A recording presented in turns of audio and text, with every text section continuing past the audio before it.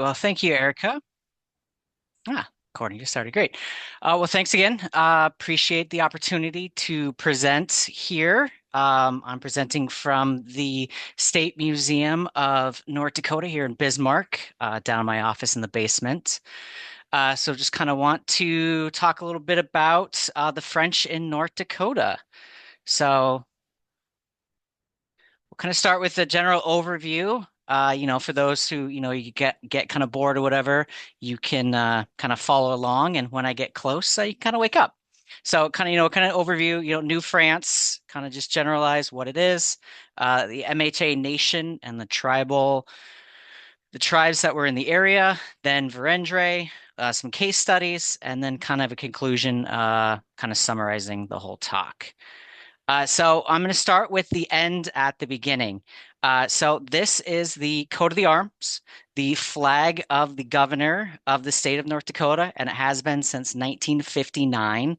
And you can tell that it has a fleur-de-lis on the insignia. This is to honor this 18th century French exploration that I'm going to be talking about. So just kind of want to, North Dakota, you don't really think of the French, but they did have quite the impact on the state and the region. So just kind of for general layout, uh, here's kind of a map. So Michigan is on the far right. You can see Lake Superior, Ontario to the north, Wisconsin, Minnesota, then North Dakota and South Dakota on the left side, and then also Manitoba and Saskatchewan. And I'll be kind of talking generally about some of these areas more in depth, but just kind of want to, show the expanse of that the French made it this far and actually all the way to the Rockies. So New France's imperial reach. For those who really aren't familiar with New France, essentially they had a goal to control the fur trade in what is now North America. Essentially build alliances with the tribes and then essentially keep the British and Spanish out. From Verendre's journal, he had orders to find discovery on the way to the west. That was always trying to. They wanted to find the route, they wanted to find the way that they could get to the river or get to the Pacific. They always wanted to, and we all know there isn't one. For the Michigan connection, Michilimackinac did serve as a critical westward launching point. And then, part of New France with the Jesuits, there were also religious motivations.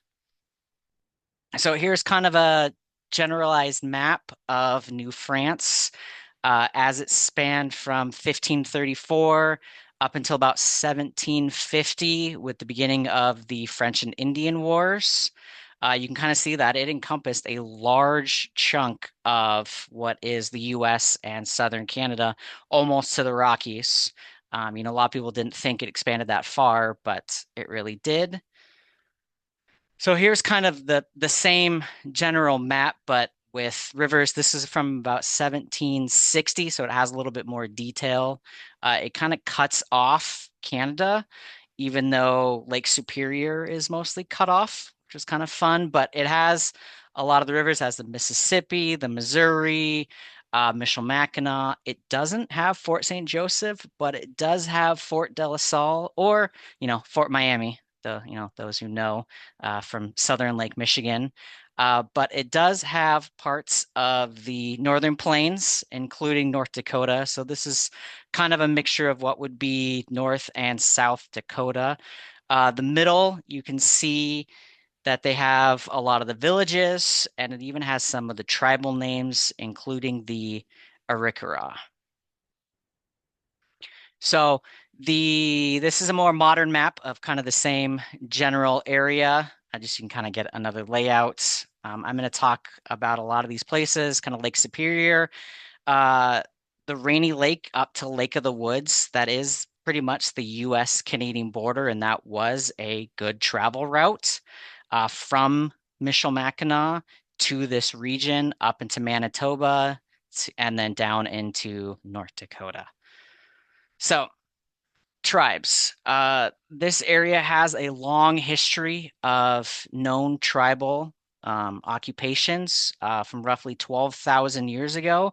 There are documentations of paleo peoples that is during the last ice age. And they did follow the glaciers as they receded out of North Dakota and creating large lakes and what we now have as potholes. But the primary tribes that were in this area during the time of the French exploration were the Mandan, Hidatsa, and the Sanish or the Arikara.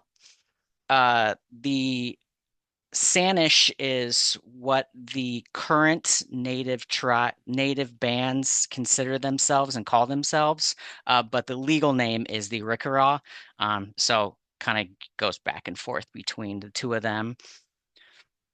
The Mandan first moved into the Missouri area around 900 to 1000 AD, then followed by the Hidatsa. They kind of came out of Minnesota and then up the Missouri, and then the Sanish or the Arikara kind of moved up from Nebraska through South Dakota into North Dakota.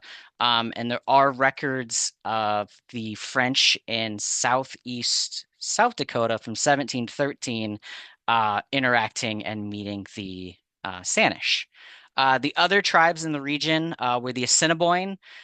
Those were kind of right near the northern edge of North Dakota into parts of Minnesota, but primarily in Canada, Manitoba, Ontario, and Saskatchewan, and then also the Lakota, Dakota, and Nakota, and the Ojibwe were in parts of Minnesota, South Dakota, and working their way into North Dakota, but were not in this area at the time of the French.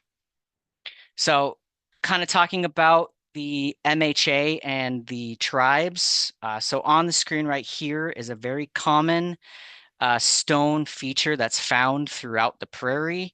You can see it, but also highlight it. It is a stone circle. Um, According to some records, they nomenclature call it like a teepee ring, but it's not always necessarily used for teepees. What they would do is build a teepee, put the rocks on it, and then when they pull up the teepee, you'd be left with the stone circle. But tribal records, oral history say that these things were also used for ceremonial. They were also used for other things than just teepees. So generally up here we call them, stone features, stone circles, and not necessarily teepee rings. This feature right here was found on the MHA reservation. I found it a few years ago while doing contract work. And then also just kind of highlight it's kind of fuzzy in the background, but that is an oil derrick rig that is pumping for oil. It's North Dakota, and there are large reserves of oil below the current MHA reservation, which are owned by the tribe, and they do get substantial royalties from that. So continuing on with the tribes in the area.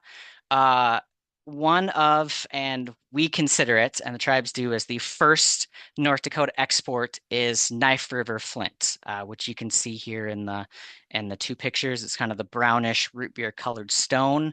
That material is only found in North Dakota.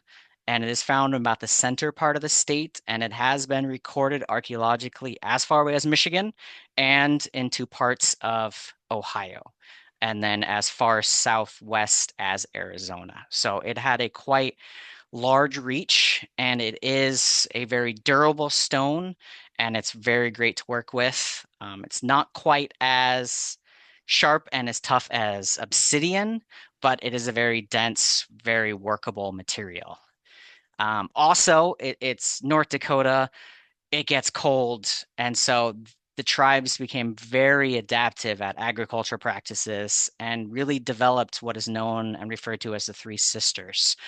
So corn, maize, beans, and squash.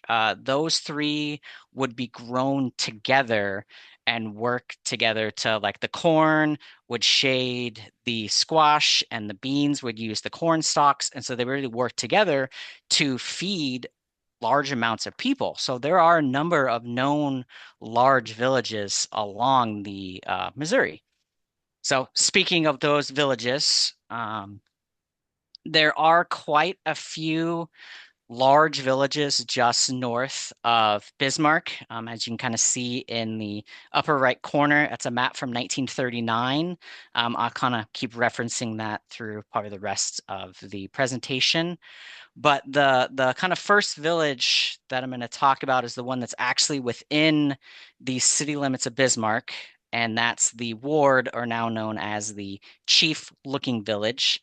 It's owned by the city of Bismarck, and in the picture in the lower right, that is an overview drone photo, and you can also see in the very small corner the North Dakota capital. So you can kind of see the gauge of and then also the Missouri River off to the right side of the image. I'm going to talk about all the other ones. Double Ditch was occupied during the time when the French were in North Dakota. Um, the Larson Village, the Minokan Village, isn't on this map, but it's about 9 miles west of Bismarck. And then also the Huff Village, about 20 miles south of Slant. So those are kind of ones I'm going to focus on. So the first one here is Double Ditch. It's about 12 miles north of Bismarck on the east side of the river. It was occupied for about 300 years, and at its peak, it had a population of over 10,000. And that is impressive for this part of North Dakota. And also, if that was a town now, it would be the 10th largest city in the state, and it'd be larger than 97% of the cities and towns in the state. So it was quite a complex that was Double Ditch. Recent archaeological work has been done on it, and they actually found a third ditch that goes around the site. There's been a lot of recent work as a result of the river. So you can see here, this was taken in February of no, 2 years ago. And you can see the river is frozen, but you can also see that parts of it are being eroded out and slowly slumping into it. And a major part of the site slumped into the Missouri, exposing over 300 native burials. And so those were worked with the tribes and have been repatriated. But this site is slowly being eroded, and it's a state historic site, so we manage it, and we have soil cores and soil borings down there that monitor activities because parts of the site are still cracking, including areas that were repaired only 3 or 4 years ago. So it's kind of a delicate site to work with. Another site is the Huff Village. Again, 20 miles south of the Slant, at the map in the right corner. This one is a very tight interval earth lodge village, meaning that all of there weren't like alleys or roads between each of the earth lodges.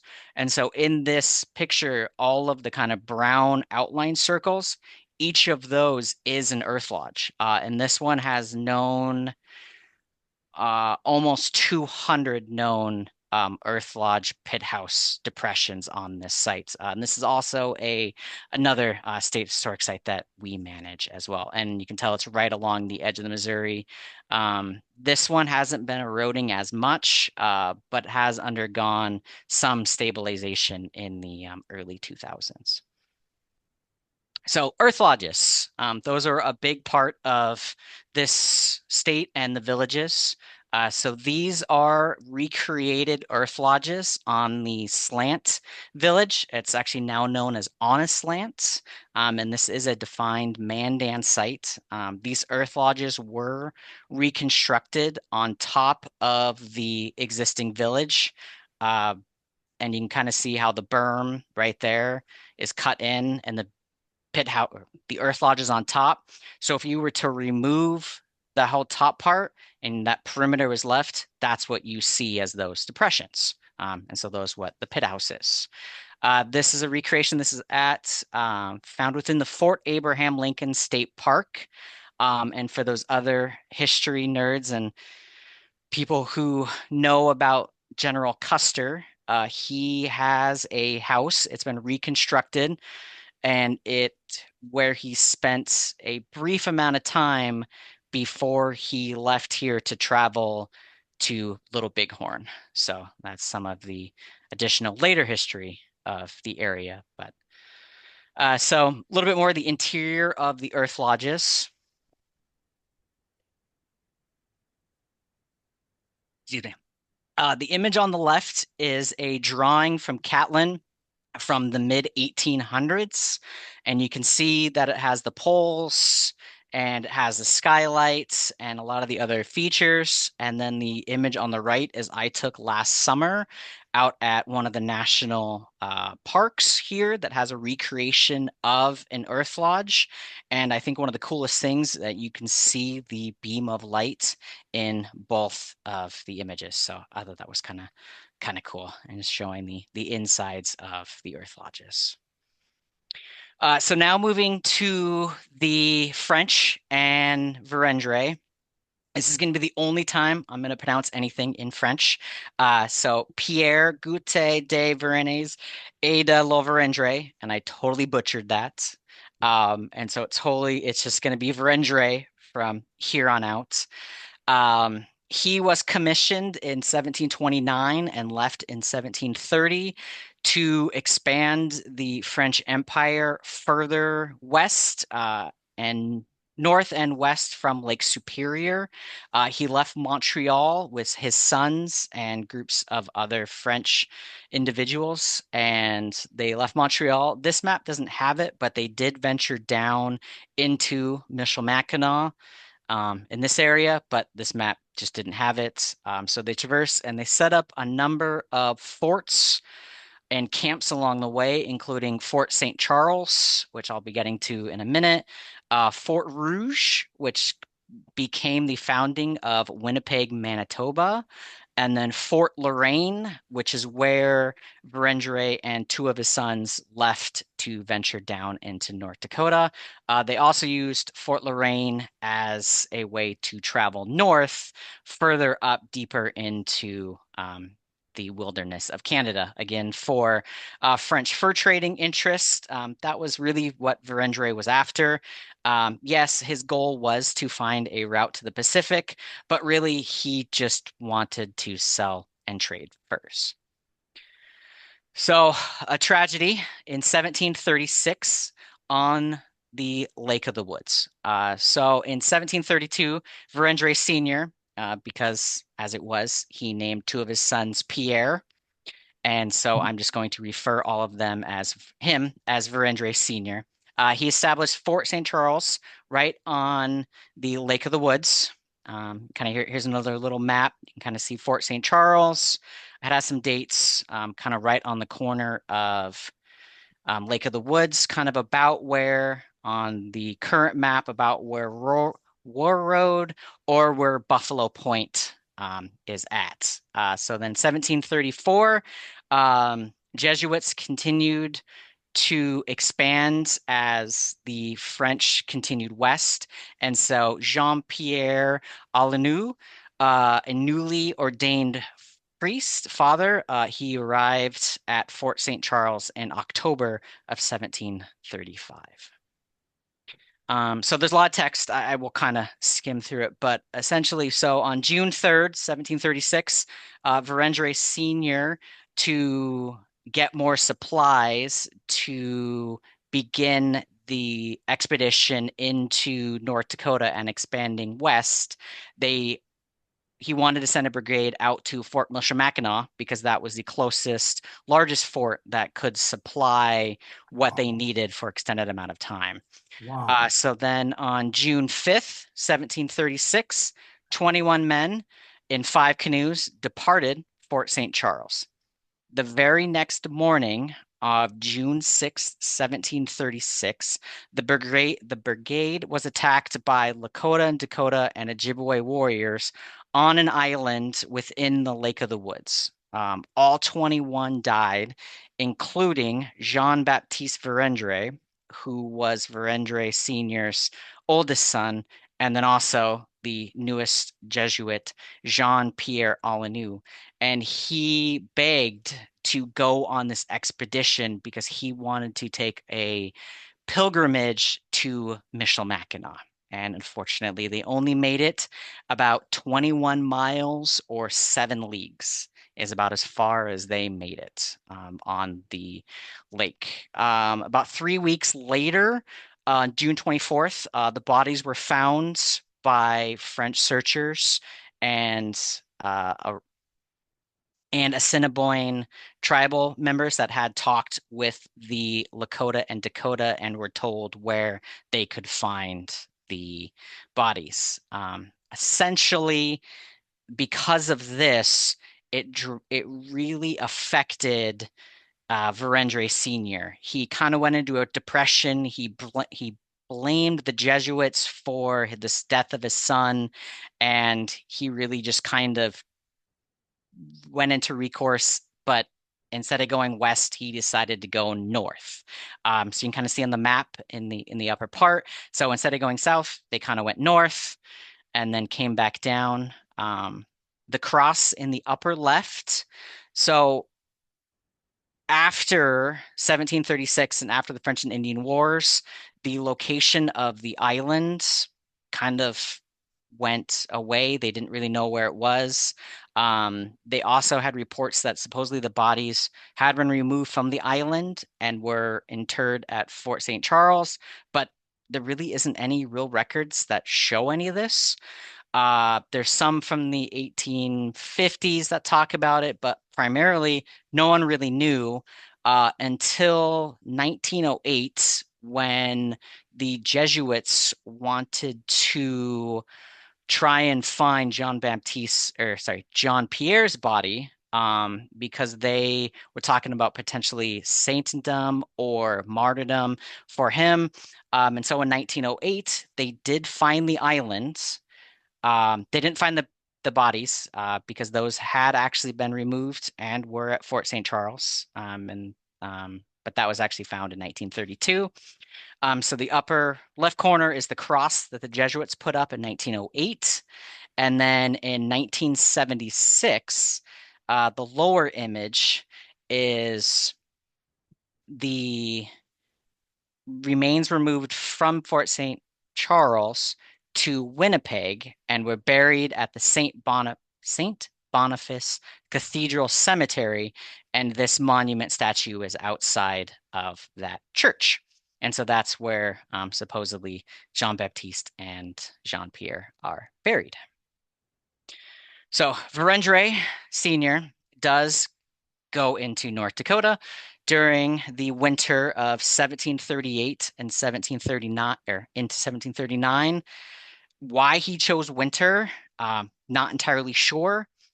Um, the drawing of him is a funny image because, well, they didn't have horses. There weren't horses up in this area. So it's just kind of a funny picture. And then the picture on the right is a statue of him outside of the Quebec City Parliament building. So the journey, they had 52 people. It consisted of Verendre Sr., two of his sons, 24 Frenchmen or of French descendancy, and then 20 something tribal, Assiniboine went with them. They walked the 64 miles from Fort Loraine down to the middle part of North Dakota. I'll get to a map next, where they visited a Mandan village. It is unknown of what village, and that kind of becomes the theme of the case studies. They were at the village for 10 days from December 3rd, December 13th, 1738, and then they left on the 14th and arrived back in Canada at Fort Loraine on February 10th, 1739. Little is known of the experience and what they did. Verendre had a journal but however, he didn't actually write it until 1741. And so a lot of the information is contradictory and doesn't really match. His sons, on the other hand, were a little better. So, Verendrye Expedition, Part 2. So, two of his sons in 1742 and 1743, although they left a journal, we don't actually know which two of his sons. They think it was Pierre Jr. and one of the other ones, but they don't know for sure. So they just say two of his sons. Um, Essentially, they followed the same route as their father down to the original Mandan village, as shown here in the red circle. But they continued on for another 8 months and went further to the west and south into Montana, South Dakota, and possibly into Wyoming. But again, their journal's slightly better, but they still don't know really how far they went. Some records show that they might have only just made it to the Black Hills in South Dakota, but it's kind of unsure of exactly where they went. We do know that they did stop in what is now the capital of South Dakota. And yes, they do call it Pierre. Yes, it is Pierre, South Dakota. And we know this because they wrote a record that they left a lead plate buried on a hill site to commemorate that they were there. That lead plate was found. So, the Verendrye National Monument of South Dakota, there's North Dakota. I will talk about that in a minute. But so the lead plate was buried by the brothers in 1743. It was found in 1913 by a group of high schoolers that were playing around on the hillside, and one of them tripped over this metal object and was about to throw it when he realized that there was a bunch of funky writing on it. So the image in the bottom and the left, that is a copy of the plate that was left there. And then in 1933, they constructed a granite monument to commemorate the site. And that's the image on the right. And basically just says that, they left it there when they left it February and then when it was found. And then it became a National Historic Landmark in 1991. And one cool fact about that is that one of the students who found the plate in 1913 was still alive and held the plate at the 1991 ceremony. I believe she was 96, I think. So that's kind of a fun little thing. So, kind of now getting into case studies. I kind of alluded to it that, you know, materials or not materials, journals, writings may not always be accurate, may not have, when were they written? Like in the way of Rendre, was it written after the expedition? So, essentially, can archaeology fill in these gaps? Which archaeology can support these facts, or it can also challenge some of these accounts. The image on the screen is a copy of the original Verendre journal held in Quebec, and the kind of map that's folded out is a map that they used for canoe stops. And so each point that they would take points and they would kind of draw them out. So that's kind of why it looks kind of like a different bubbly thing. So it's kind of an interesting thing to see these maps. So our first case study, the Verendre National Monument in North Dakota. I already talked about the South Dakota one. Excuse me. So it was established in 1917, and it consisted of 250 acres. It was to commemorate Verendre and his sons for their expedition. It's located just north of the Fort Berthold Reservation, which is the MHA reservation. The map on the right kind of shows where that area is now. You can see Bismarck in the lower right corner.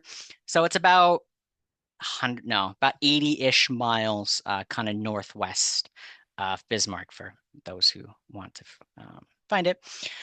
So the National Monument.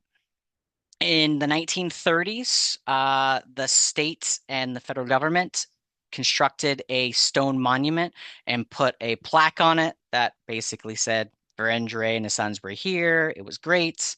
The kind of one in the lower left is a photo of the Crows Flies High Butte, which is where the monument was on. And this was taken by a former director of the State Historical Society in North Dakota in 1928. Our auditorium is named after him, the Russell Reed Auditorium.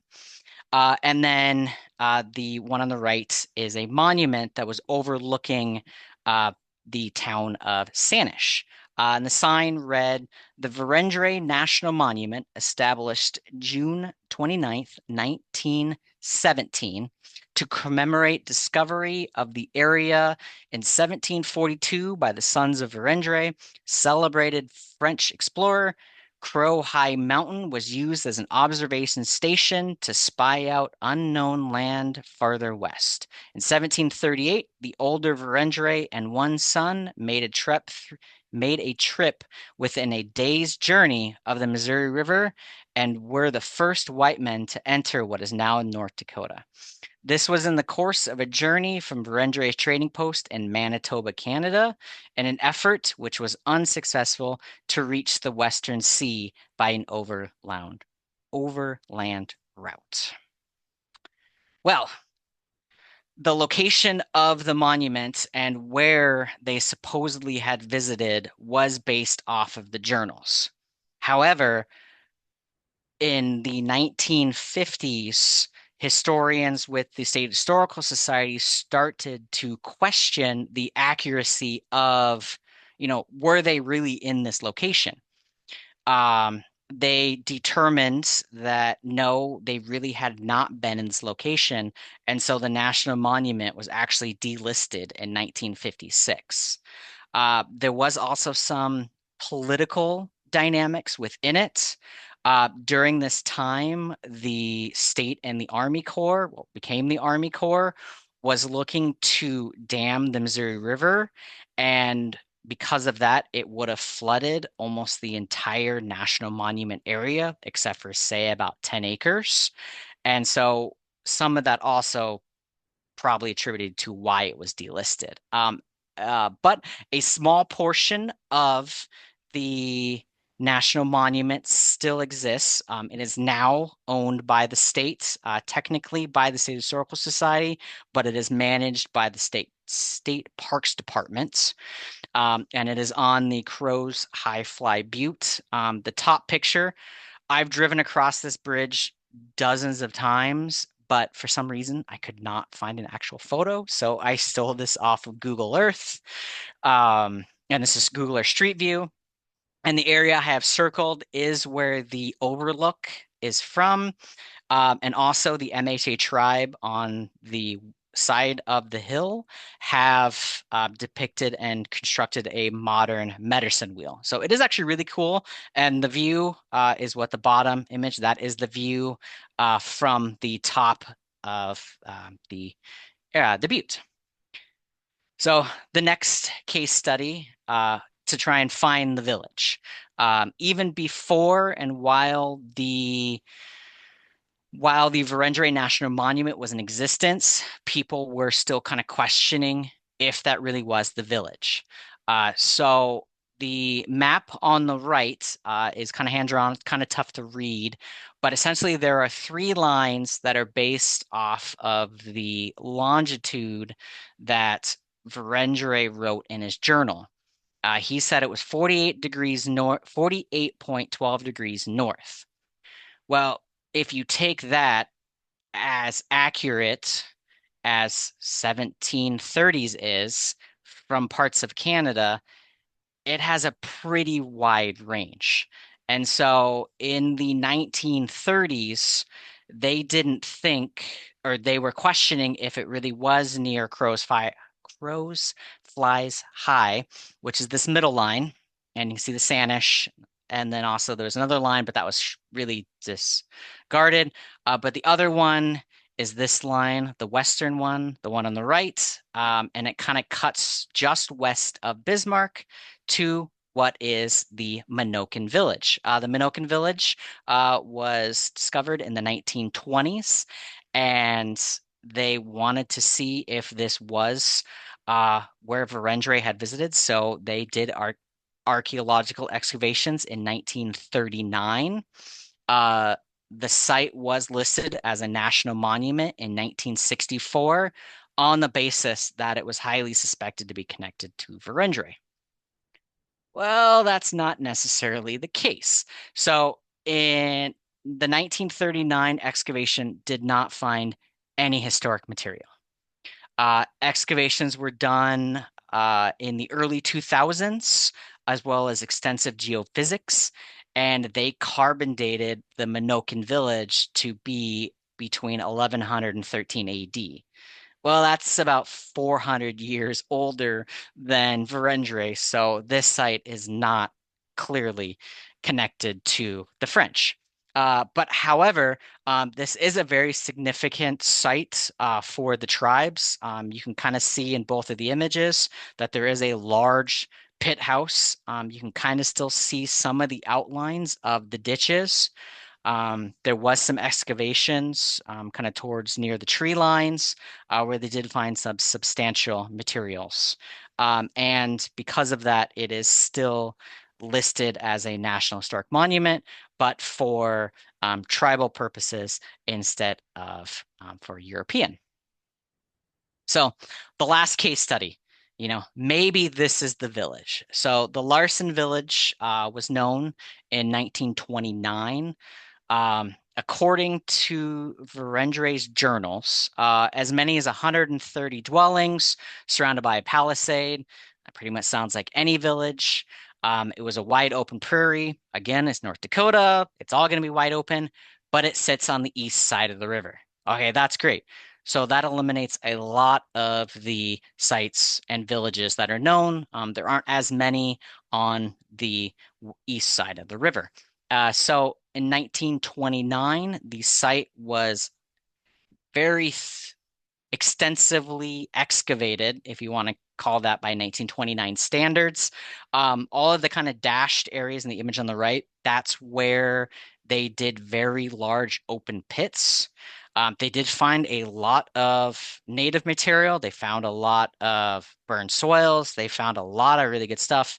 And they found a handful of historic material, a few seed beads, some metal, and then the bone at the top is a bison rib that had been hollowed out and a notch where you could attach a metal knife and it became a handle. So to expand on the Larson Village, nothing really happened until about 2006, 2008 through a grant.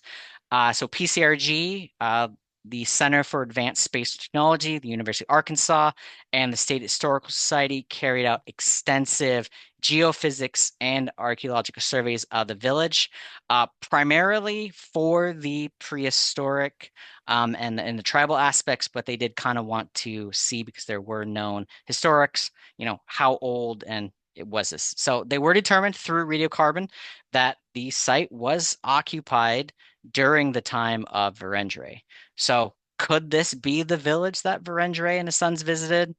Maybe, but in reality, we really don't know. So how was that for an answer to anything as we really don't know? So kind of to bring it all together, so we can kind of talk about the myths, the memory, evidence, stories of Verendre and what him and his sons really kind of did became kind of a cult thing, monuments, historic markers, place names, a lot of things just kind of came about. So the town of Verendre, North Dakota, It was originally founded as the name Folsom in 1913, but was renamed to honor Verengere in 1929. However, due to the railroad switching from to diesel trains instead of steam, uh, the stop, because they fueled it with coal and water, basically they didn't need the stop at Verengere anymore, and the town dried out, and the last resident left in the 1970s. So Verengere, North Dakota, is currently a ghost town, and this is what's left of the schoolhouse. Another one, Verengere Electric Company or Electric Co-op. It was founded in Prairie in 1939, but 2 short years later, it moved out. It is still in operation today, and we do quite a bit of work with Verengere and keeping people's lights on. So, um, another kind of, myth or is, as archaeological techniques and technology has advanced, a lot of sites are debunked, to use terminology, recontextualized. So, using modern things, delisting of the historic monument or, confirming that Minokan Village was not the village that Verengere visited. But, so essentially, to kind of wrap up, it's really a reminder that history isn't static.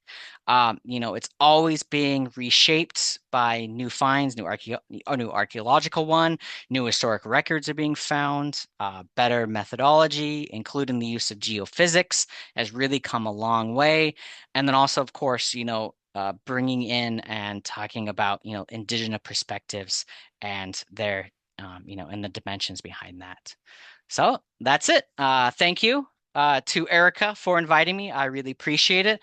And the Fort St. Joseph Archaeological Project. And then, of course, the State Historical Society of North Dakota for allowing me to spend some time to put this together. So thank you.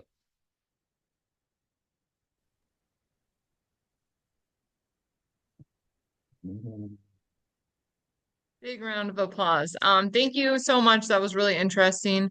I'll start off by allowing if anyone has questions, on the chat or on Zoom. If you just raise your hand, I can see you. And then in person, obviously, I'll field between both of them. Anyone in our audience have a question to start off with? Brendan, go ahead and say it nice and loud, and then I can also try to go back. So I don't know if I misheard. You said that Verendre kind of changed the original course to like rebel against the Jesuits in a way. Well, like was that like why would he have done that?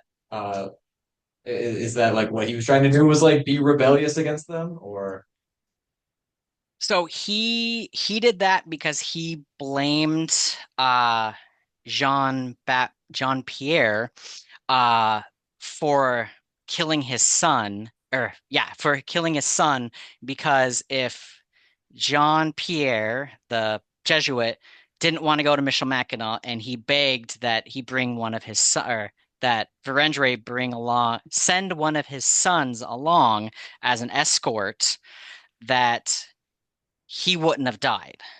So essentially, he blamed all of the Jesuits for the death of his son.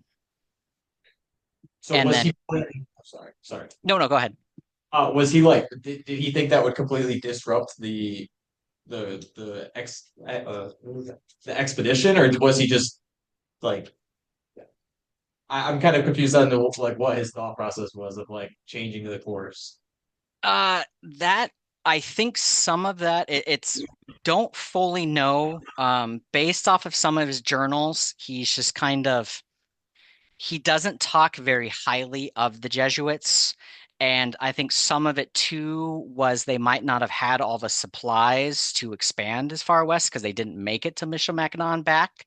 So they might have only had a number of supplies to go north and then come back. So that might have been why he decided to change that up. But really, based off of journals, we don't know specifics. All we know is that he spoke very poorly of Jean Pierre, blamed him for his son's death, and then spent 3 years not going west, instead went north. Cool. Thank you. Yeah. Okay, we'll take one from online. So in the chat, we have how do they stabilize the village sites along the river that are slumping into the river? Sure. So that is a very it's that is one problem or reoccurring thing. Essentially, what they do is they have to find out where the faults, because up here in North Dakota, it gets cold enough that a lot of the water and the ice has seeped into the ground, essentially creating fissures.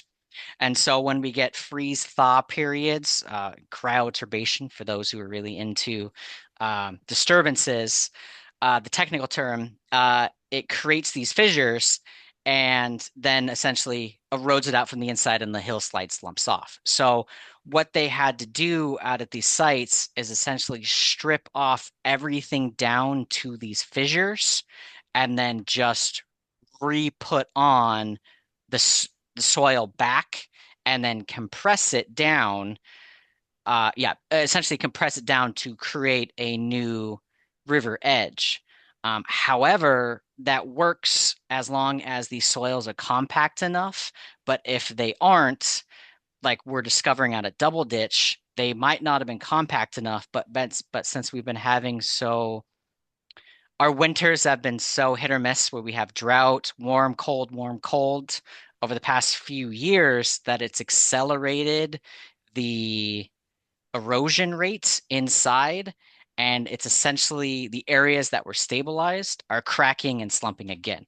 So we're seeing at what rate they are, and we're going to have to talk to the state to get more money to essentially tear it out and put more back on. So it's a very complex thing, and stabilizing a large area. Like this is a pretty good, like 10-acre area that they had to stabilize. And it it's not, it was supposed to last 50 years and it's lasted six.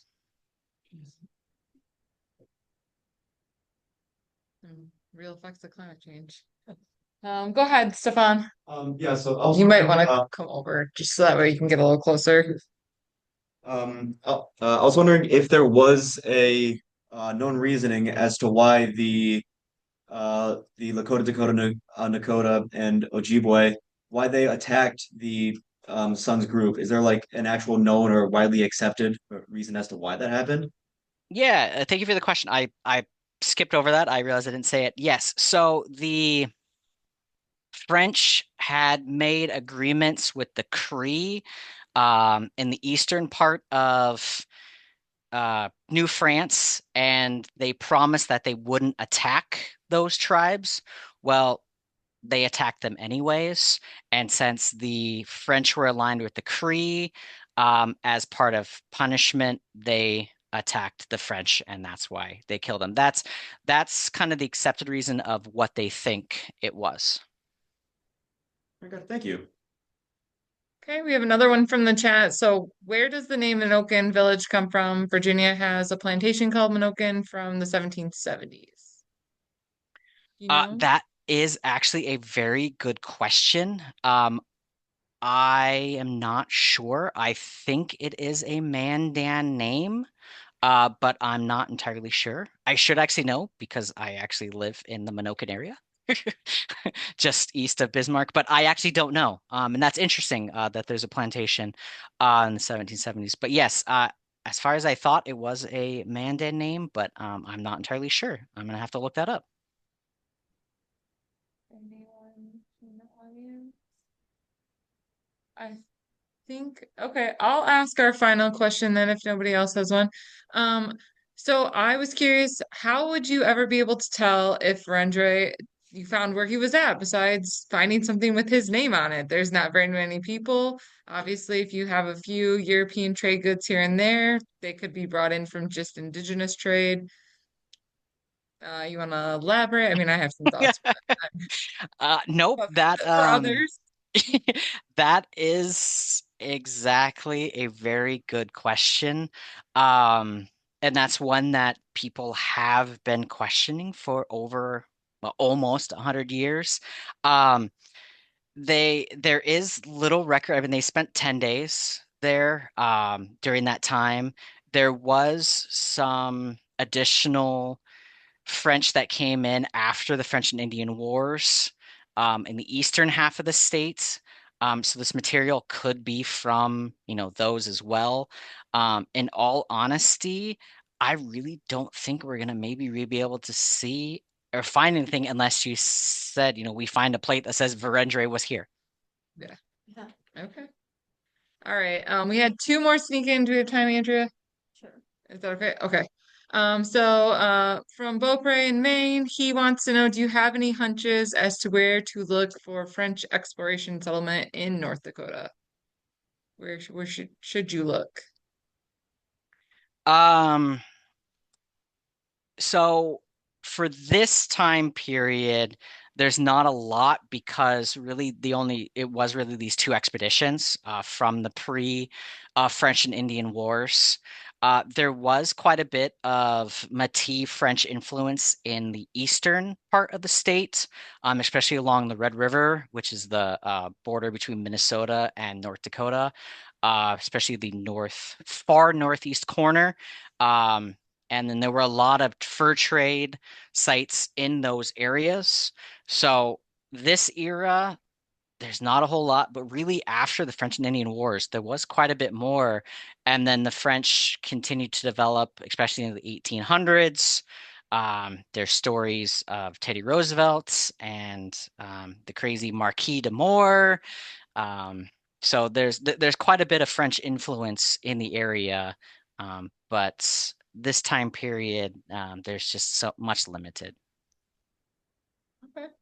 And then our last question is how much did the indigenous really know about this explorer? So maybe he's elaborating on were they aware that he is exploring in the area and kind of go from there? Sure. Yeah. So as part of the party that went with them, they had the Assiniboine guides, and they could speak with the Mandan, and so that was part of why they brought them with. And so they went on this journey with them to essentially meet, because they'd never met the Mandan or any of the other tribes before this area, to meet them, talk to them, and potentially to set up trade relations with the Mandan people, but ultimately didn't happen because 10 short-ish years later, Verendrye died, and then the French and Indian Wars. But so they didn't really, and then the fur quality wasn't quite the same caliber. They were a little bit more picky out east, and so that kind of stalled some of that fur trade. But so why they were there, they did have some translators. So I think they were aware of why they were there, but it sounds like they were very welcoming. It was winter in North Dakota, and so they very welcomed them into their homes, invited them as guests. And this is documented within Verendrye's journal. So they were very welcoming, but again, also cautious of why people were there. I'm gonna end it. But thank you so much for coming and answering all our questions, telling us a little bit more about what's happening in North Dakota during this time period before and after. It was very interesting. So thank you so much. Thank you. Next week we will have our last lecture. So join us at 7 here at the Niles District Library, or it'll be on Facebook Live. I think we're going live again. So yeah. Okay. All right. Thank you, Andrew. Thank you. Right. Back one. All right. There's a good crowd here, just so you know. There's Oh, good. I think definitely 20-ish people plus. So. Good. Good. Well, it's Yeah. my pleasure. I'm glad I was able Yeah. to present. All right. Well, I will chat with you later. Have a good Yep. night. Sounds good.